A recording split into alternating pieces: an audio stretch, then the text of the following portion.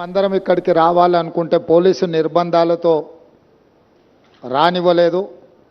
అయినా శ్రీ రాహుల్ గాంధీ గారు, నేను, మిత్రుడు శ్రీధర్ బాబు గారు ఎన్నో వ్యయ ప్రయాసాలు కోర్చి ఎన్నికల అధికారులను పట్టుబట్టి అనుమతి సాధించి మేడిగడ్డ ప్యారేజ్ సందర్శనకు ఆ రోజు మేము రావడం జరిగింది.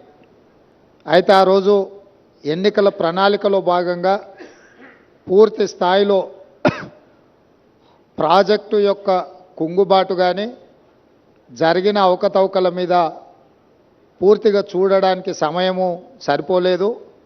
అదేవిధంగా గత ప్రభుత్వము ఏమాత్రం ఇటువైపు ఎవరిని రానియకుండా వాళ్ళు చేసిన తప్పిదాలు, కుంగిపోయిన మేడిగడ్డ బ్యారేజ్ను ఎవరు చూడకుండా కప్పిపుచ్చి తమ తప్పిదాల నుంచి తప్పించుకోవాలనే ప్రయత్నం చేయడము, అదేవిధంగా మా ప్రభుత్వం అధికారంలోకి వచ్చిన తర్వాత నేషనల్ డ్యామ్ సేఫ్టీ అథారిటీ ఏదైనా ఇచ్చిన నివేదిక, ఈ ప్రాతిపదికన విజిలెన్స్ అండ్ ఎన్ఫోర్స్మెంట్ని ఉత్తమ్ కుమార్ రెడ్డి గారు ఆదేశాలు ఇచ్చి జరిగిన అవకతవకల మీద విచారణ చేపట్టి ప్రాథమికంగా ఒక నివేదికను ఇవ్వమని చెప్పడంతో వారు నివేదికను రాష్ట్ర ప్రభుత్వానికి ఇవ్వడం జరిగింది.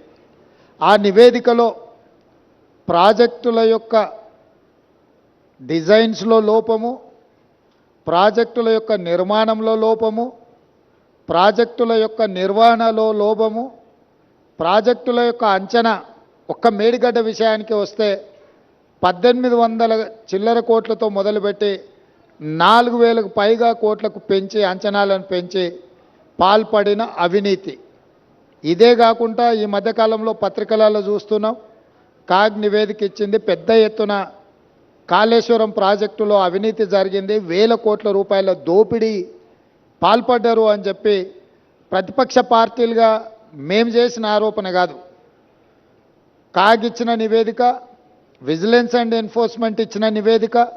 వీటి నేపథ్యంలో శాసనసభ బడ్జెట్ సమావేశంలో శ్వేతపత్రం సాగునీటి ప్రాజెక్టుల మీద విడుదల చేయడమే కాకుండా జరిగిన అవినీతి మీద పూర్తి స్థాయిలో చర్చ చేపట్టాలి అని చెప్పి ఉత్తమ్ కుమార్ రెడ్డి గారు ప్రభుత్వం దృష్టికి తీసుకొస్తే ప్రభుత్వం కూడా ఆమోదించి ఈ బడ్జెట్ సమావేశాలలో ఆ చర్చకు మేము మొదలు పెడదాం అనుకున్నాం.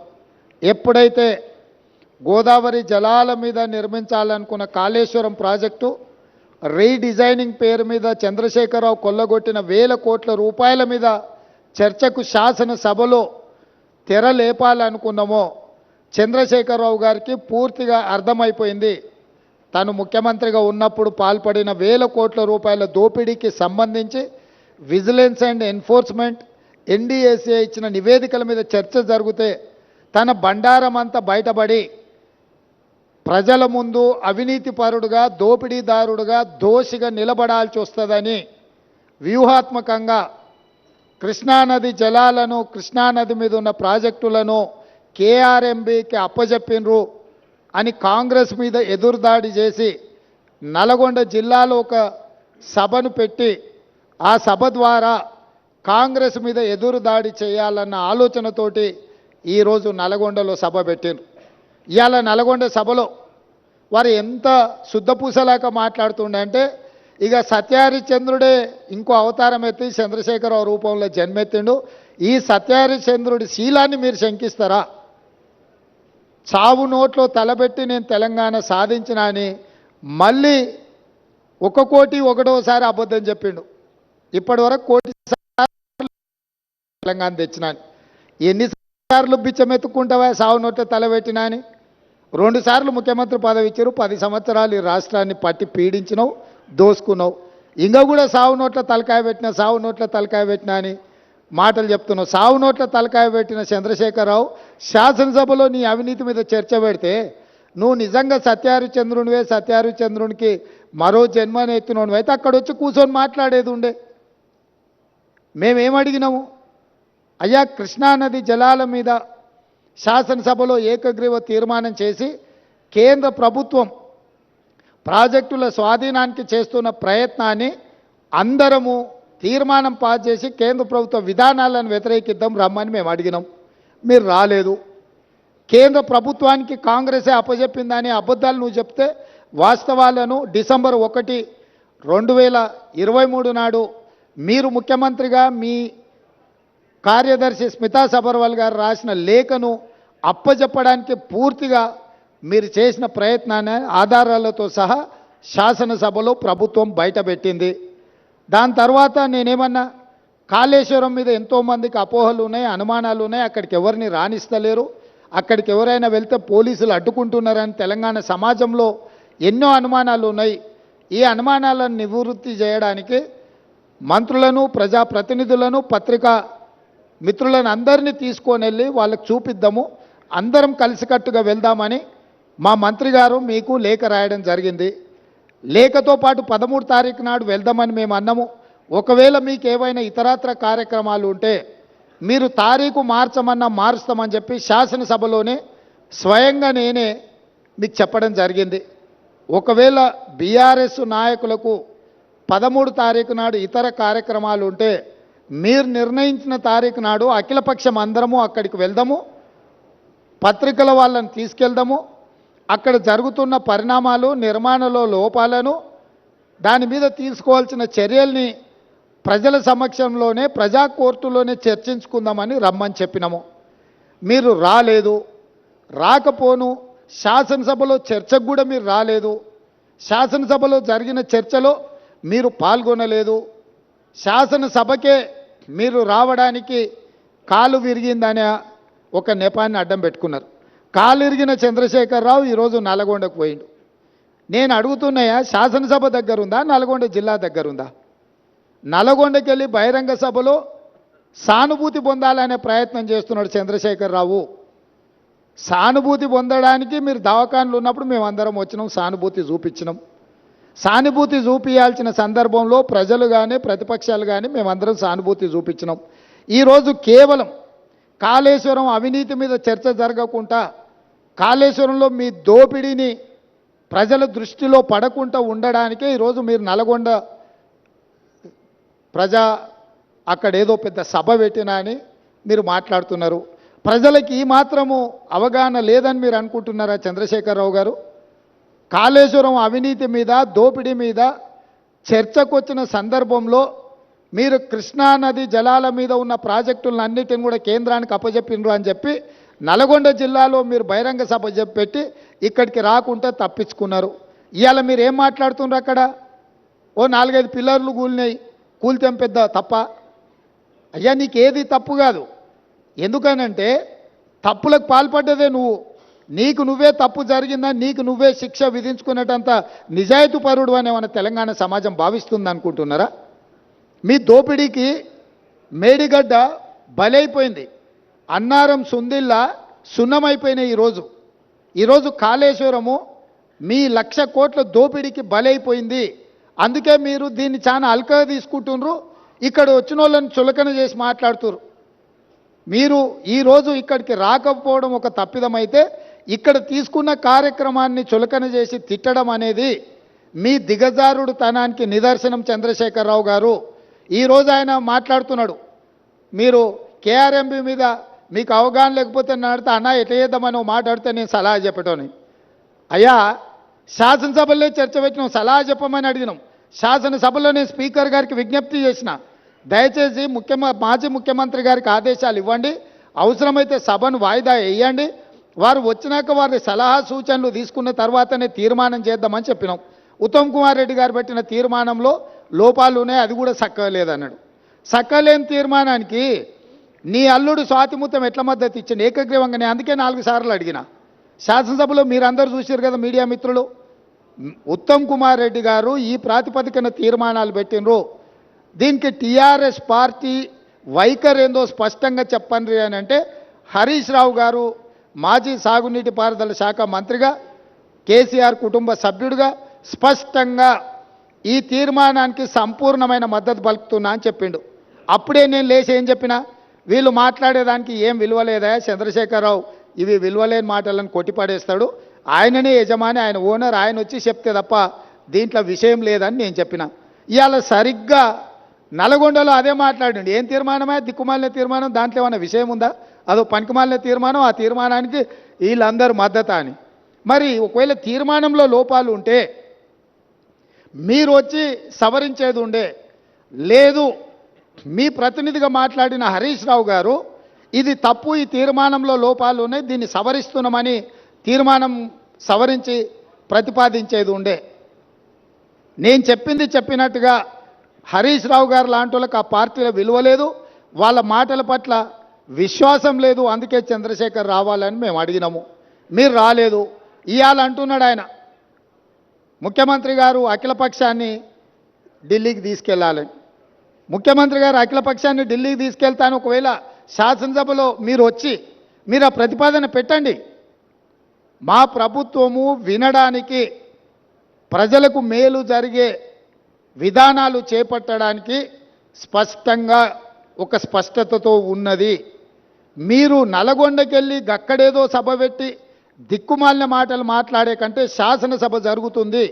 ప్రధాన ప్రతిపక్ష నాయకుడిగా 10 సంవత్సరాలు ముఖ్యమంత్రిగా పనిచేసిన మీరు, 20 ఏళ్ల నుంచి తెలంగాణ కోసం కొట్లాడినని చెప్పుకునే మీరు సభకి ఎందుకు రావడం లేదు? ఇవాళ బెదిరించి బతకాలని చూస్తున్నాడు, బ్లాక్మెయిల్ చేసి బతకాలని చూస్తున్నాడు కేసీఆర్ గారు. మమ్మల్ని వెంటాడుతాడంట ఆయన. అయ్యా రా, మంచిది, మేమేం అల్లాటప్పగా ఏమి ఇక ఆ కుర్చీలో కూర్చోలే. ప్రజల దగ్గరికి వెళ్ళి ప్రజలు ఓట్లేసి ప్రజలు ఎన్నుకున్న ప్రభుత్వం అక్కడ ఉంది. నీలాక ఉద్యమ ముసుగులో మంది పిల్లలను చంపి మేము కుర్చీ ఎక్కలేదు. చచ్చిపోయిన కుటుంబాలను ఆదుకుంటూ మేము ఇవాళ ప్రభుత్వాన్ని ఏర్పాటు చేసినాము. ఏర్పాటు చేసిన ప్రభుత్వంలో మేము ప్రజలకు అవసరమైన నిర్ణయాలు తీసుకుంటున్నాము. నిజంగానే నేను చంద్రశేఖరరావు గారిని సూటిగా అడుగుతున్నా, మీరు ఈ లోపాలలో, కాళేశ్వరంలో జరిగిన అవినీతిలో మీకు భాగస్వామ్యం లేకపోతే మీరు ఎందుకు భయపడుతున్నారు కాళేశ్వరం రావడానికి? మీరెందుకు చర్చకు రావడం లేదు?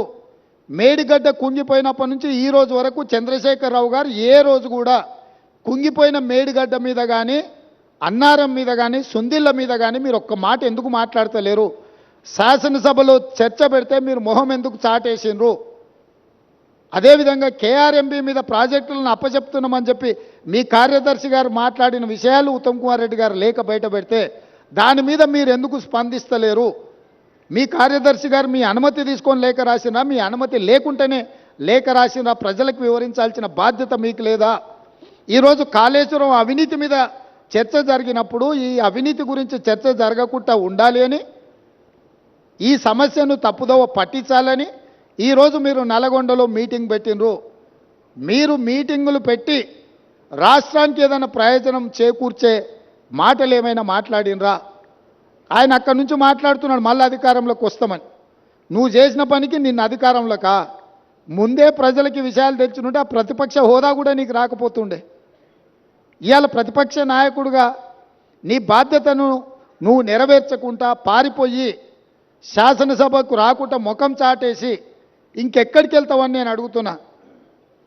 మీకు 39 మంది ఎమ్మెల్యేలను ఇచ్చి ప్రతిపక్ష నాయకుడు హోదా ఇస్తే సభలోకి వచ్చి సమస్యల మీద చర్చించకుండా పారిపోయి ఈరోజు మీరు ఏ రకంగా ప్రజల ముందుకు వస్తారు? ఏ ముఖం పెట్టుకొని వచ్చిండ్రు? ఈరోజు నల్గొండ జిల్లా ప్రజల్ని మీరు ఏం వంచడానికి ఈరోజు అక్కడికి వెళ్ళిండ్రు? ఆయనకి ఇప్పుడు మళ్ళీ ఫ్లోరైడ్ బాధ గుర్తొచ్చింది. ఎందుకంటే కుర్చీ పోయింది కదా, కుర్చీ పోగానే కేసీఆర్కు గుర్తొచ్చేది నీళ్లు, నల్గొండ జిల్లా ఫ్లోరైడ్ బాధితులు. ఎంతసేపు అయ్యా వాళ్ళ బాధల పునాదుల మీద అధికారాన్ని ఎక్కాలని ఆలోచన చేస్తున్నావు? ఇప్పుడు నీ అబద్ధాలను నమ్మడానికి తెలంగాణ సమాజం సిద్ధంగా ఉందని ఇంకా నువ్వు అనుకుంటున్నావా? అందుకే ఈరోజు ఇక్కడ ఈ అవగాహన సదస్సుకు దాదాపుగా హైదరాబాద్లో బయలుదేరి 5 గంటల పైగా ప్రయాణం చేసి ఈరోజు మంత్రులు కానీ, ప్రజాప్రతినిధులు కానీ, పాత్రికేయ మిత్రులు కానీ మీ అందరికీ కూడా వాస్తవాలను చూపించి వాస్తవాలకు సంబంధించిన వివరాలు వివిధ ఏజెన్సీల ద్వారా మీకు చెప్పించడం ద్వారా నిజమేందో మీ కళ్ళతో చూడాలని ఈరోజు ఈ పర్యటన. ఈ నిజాన్ని మీ కళ్ళతో చూసిండ్రు. ఈ వాస్తవాలను సమాజానికంతా మీరు చెప్పండి. న్యూయార్క్లో ఇది ఒక మ్యాన్మేడ్ వండర్ అని చెప్పి న్యూయార్క్ స్క్వేర్లో ప్రకటనలు తీసుకుర్రు. నేషనల్ మీడియాలో ఇక దాని కథ చెప్పనంతగా కథలు చెప్పుకుర్రు. అందుకే నేను నేషనల్ మీడియా వాళ్ళని కూడా ఈరోజు రిక్వెస్ట్ చేస్తున్నా, మీ నేషనల్ మీడియాలో చూపించండి కుంగిపోయిన మేడిగడ్డను, పగిలిపోయిన బ్యారేజ్ను, దోపిడీ జరిగిన నిధులు, అదేవిధంగా విజిలెన్స్ అండ్ ఎన్ఫోర్స్మెంట్ ఇచ్చిన నివేదికను, నేషనల్ డ్యామ్ సేఫ్టీ అథారిటీ వాళ్ళు ఇచ్చిన రిపోర్ట్స్ని, టెక్నికల్ అండ్ అదర్ ఇష్యూస్లో వాళ్ళు ఇచ్చిన నివేదికలను అన్నిటిని కూడా మీరు చర్చకు పెట్టండి. మేము చంద్రశేఖరరావు గారికి మళ్ళీ ఈ వేదిక మీద నుంచి నేను ఆహ్వానిస్తున్నా, మీరు శాసనసభకు వచ్చి నల్గొండలో ఎవడు లేని దగ్గర ఏదేదో మాట్లాడుడు కాదు. మీ గౌరవాన్ని మేమేం తగ్గించం. ప్రధాన ప్రతిపక్ష నాయకుడిగా సభలో మీరు తెలంగాణ సమాజానికి ప్రయోజనం చేకూర్చే ఏ సూచనలు ఇచ్చినా ఈ ప్రభుత్వం వినడానికి సిద్ధంగా ఉంది. రేపు ఉదయం సభకు రాండి దయచేసి. ప్రత్యేకమైన ఎట్లాగూ శ్వేతపత్రం సాగునీటి ప్రాజెక్టుల మీద ఉత్తమ్ కుమార్ రెడ్డి గారు ప్రవేశపెట్టబోతున్నారు. చర్చలో పాల్గొనండి, మీరు సూచనలు ఇవ్వండి. ప్రతిపక్ష పార్టీ నాయకుడిగా మీ బాధ్యతల్ని నెరవేర్చండి. మీ స్వార్థం, మీ అధికారం కోసం కాకుండా ప్రజల కోసం ఒక్క క్షణమైన ఆలోచన చేయమని నేను అడుగుతున్నా. నేను మొన్న కూడా చెప్పిన, ఈరోజు చెప్తున్నా, కృష్ణానది జలాలు కేంద్ర ప్రభుత్వానికి అప్పచెప్పడంలో ఏనుగు పోయింది, తోక మాత్రమే మిగిలింది. ఇప్పుడు ఆ తోక పట్టుకొని ఏనుగును గుంజే ప్రయత్నం మా ప్రభుత్వం చేస్తుంది. అన్ని పాపాలకు నువ్వే కారణం. నువ్వే అప్పచెప్పినావు, అప్పచెప్పడానికి నిధులు పెట్టినావు, బడ్జెట్ ఆమోదింపజేసినావు, అప్పచెప్పడానికి అవసరమైన లేఖలు రాసినావు. ఇవాళ తోక మిగిలింది, ఆ తోక పట్టుకొని మేము గుంజే ప్రయత్నం చేస్తుంటే ఇక చూసిరా ఏనుగును కూడా టీఆర్ఎస్ కాపాడితే కాంగ్రెస్ వాళ్ళు కేంద్రానికి అప్పచెప్పారు. అదేవిధంగా కాళేశ్వరం అవినీతి మీద ఏదో ఆయన ఎంత అల్కగా మాట్లాడుతుండే, ఏముందా 4-5 పిల్లర్లు కుంగిపోయినాయని. అంటే ఆయన ఎంత బాధ్యతారహితంగా మాట్లాడుతుండు. ఈ తప్పిదాలల్లా ఆయనకు భాగస్వామ్యం లేకపోతే ఇంత అల్కగా మాట్లాడతాడా? ప్రతిపక్ష నాయకుడిగా ఇదేనా మీ వ్యవహారము? ఇవాళ నీళ్లు నింపలేదు కాబట్టి మిగతా మిగిలినాయి. నీళ్లు నింపితే అది ఉంటుందా, ఊడుతుందా, ఏమైద్దో తెలుస్తుంది. నీళ్లు లేకుంటే మన ఇంటి మీద నీళ్ళ ట్యాంక్ ఉంటే అది ఒకవేళ కారుతుంటే పగిలేటట్టు ఉంటే మనం నీళ్లు తీసేస్తే అది అట్లా కొంతకాలం కనిపిస్తుంది. నీళ్లు నింపితే 2 రోజులకు అది కూలిపోతుంది. సేమ్ ఈరోజు మేడిగడ్డ బ్యారేజ్ కానీ, సుందిళ్ళ కానీ, అన్నారంలో నీళ్లు నింపలేదు. నీళ్లు నింపితే పెను ప్రమాదం పొంచి ఉన్నది. నీళ్లు నింపినామంటే అంత కొట్టుకపోతుంది. ఈరోజు నీళ్లు లేకుంటే ఎండబెట్టినాం కాబట్టి అది అట్లా నిలబడి ఉన్నది. అది ఏ క్షణమైనా కుప్పగూలడానికి సిద్ధంగా ఉంది. మీరే కళ్ళతో చూసిండ్రు.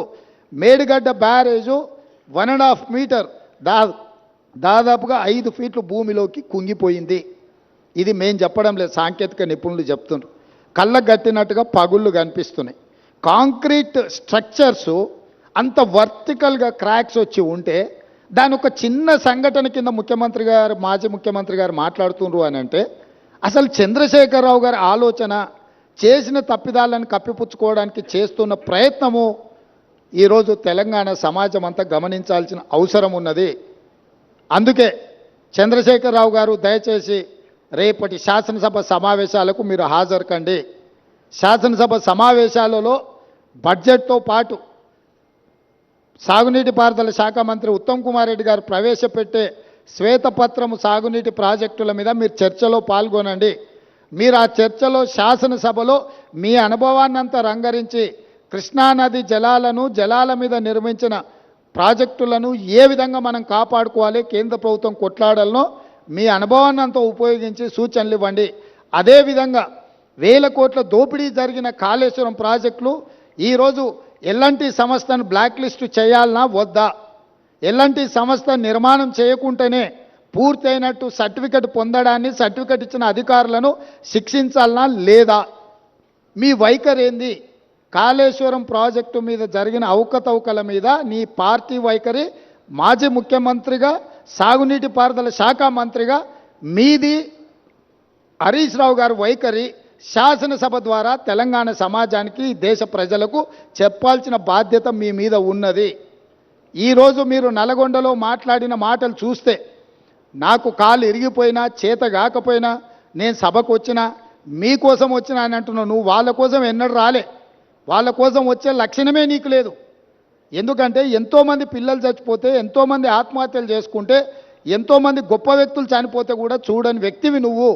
ఈరోజు నీ కుర్సీ పోయింది కాబట్టి ఆ కుర్చీని ఎత్తుక్కుంటా మళ్ళీ నల్గొండకి వెళ్ళావు. ఎందుకంటే ఖమ్మము నల్గొండ మహబూబ్నగర్లో 36 సీట్లు ఉన్నాయి. ఖమ్మంలో 10, నల్గొండలో 12, మహబూబ్నగర్లో 14. ఖమ్మంలో 1 సీటు గెలిచాడు, నల్గొండ 1 సీటు గెలిచాడు, మహబూబ్నగర్లో 2 సీట్లు గెలిచాడు. 36 సీట్లల్లో ఈ మొనగానికి వచ్చినాయి 4 సీట్లు.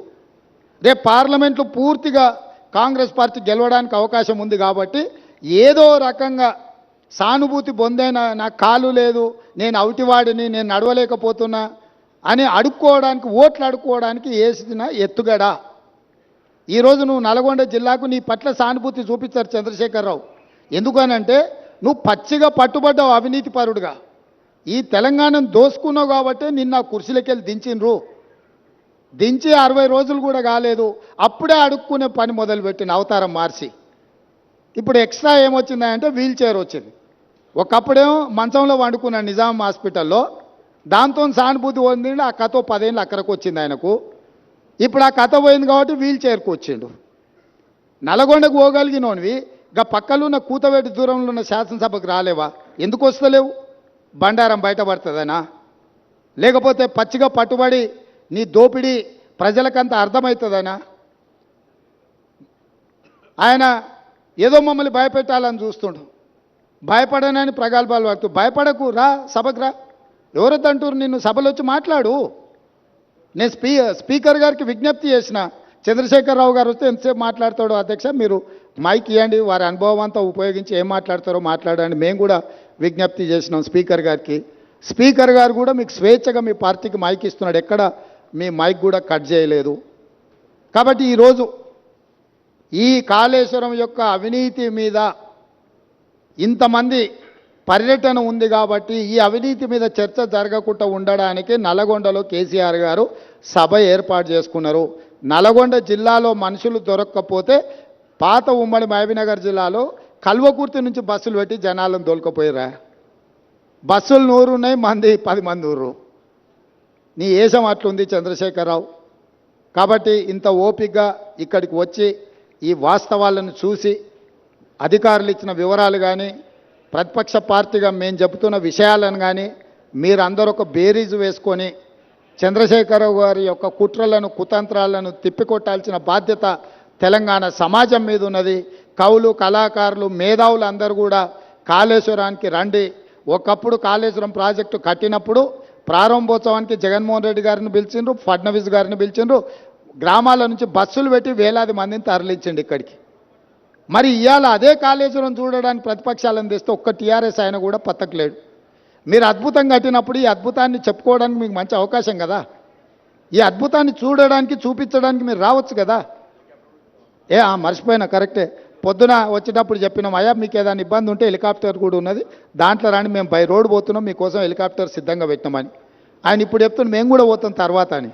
ఏడుకోతావా? కాళేశ్వరం కాదు, కాశీకి పోవాలి నువ్వు. ఇంకా బిచ్చం ఎత్తుకోవడానికి ఇంకా నీకు మిగిలింది అది ఒకటే. కాశీకి పోయి సన్యాసం పుచ్చుకోవాల్సిందే చంద్రశేఖరరావు నువ్వు.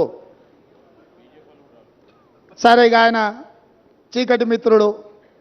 బీజేపీ వాళ్ళు కూడా ఎవరు రాలే ఇప్పటివరకు. కేసీఆర్ అవినీతి మీద గొప్ప గొప్ప మాటలు మాట్లాడిన కిషన్ రెడ్డి గారు వాళ్ళ ఎమ్మెల్యేలు రాకుండా అడ్డుకున్నాడు.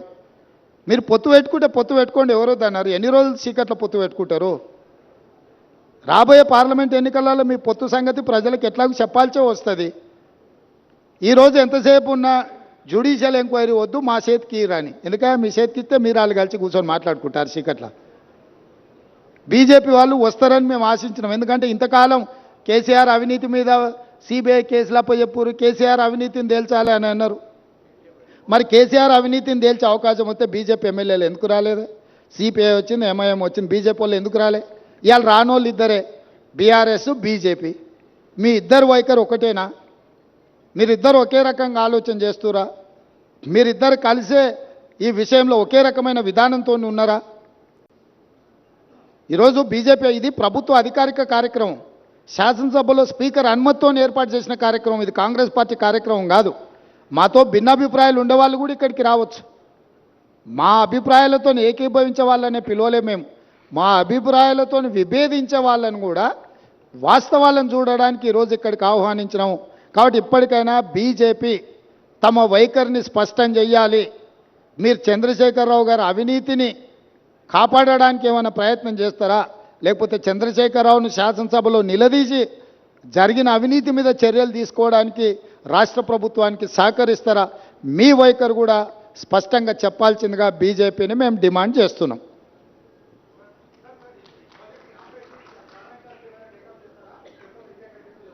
రాహుల్ గారు, ఈరోజు ఈ జరిగిన అవినీతి అక్రమాల మీద మీ అందరికి అవగాహన కల్పించడానికే మీరు చెప్పే విషయాలను అన్నిటిని కూడా ప్రభుత్వంలో చర్చించి మళ్ళీ తప్పకుండా వెనక్కి చెప్తాం.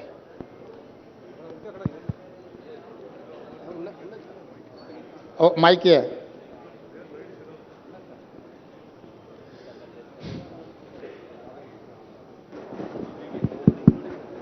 మేడిగడ్డ బ్యారేజ్ అనేది 94,000 కోట్లు ఖర్చు పెట్టారు ఇప్పటిదాకా. అయితే మీరు 3,000 కోట్లతో ఖర్చు పెట్టిన మేడిగడ్డకు మాత్రమే పరిమితమయ్యారు. మొత్తం కలిపి కాళేశ్వరం కుంభకోణం 94,000 కోట్లు 94,000 కోట్లకు సంబంధించింది. అయితే పక్కన ఉన్న Kannepalli pump house, Annaram pump హౌజులు పోయిన సంవత్సరం మునిగిపోయినాయి 2022లో. అయితే అవి మొత్తం కలిపి దాదాపు 15,000 కోట్లు. కేవలం 3,000 కోట్ల దాని మీద కాన్సన్ట్రేషన్ చేశారు. 15,000 కోట్లు మీ పక్కనే ఉన్నాయి. దాని మీద ఎందుకు దృష్టి సారిస్తలేరు? మీరు ఇప్పుడు మేము పర్యటనకి ఇది ఒకటే వచ్చిన విచారణలో మీరు చెప్పేటు అన్ని విషయాలు ఉన్నాయి. కాబట్టి దీంట్లో ఒక మేడిగడ్డకే పరిమితమైన విచారణ కాదు. మేడిగడ్డ, అన్నారం వీటికి సంబంధించిందో 3 బ్యారేజ్లను కూడా కేంద్ర ప్రభుత్వం చట్టం ద్వారా ఏర్పాటు చేసిన ఎన్డీఎస్ఏకు లెటర్ రాసి వీటన్నిటిని కూడా పరిశీలించి నివేదిక ఇవ్వమని మేము లేఖ రాయడం జరుగుతుంది. ఈ ప్రభుత్వం ఎక్కడ తప్పిదాలు జరిగినా కూడా అన్ని తప్పిదాల మీద చర్య తీసుకోవడానికి సిద్ధంగా ఉంది.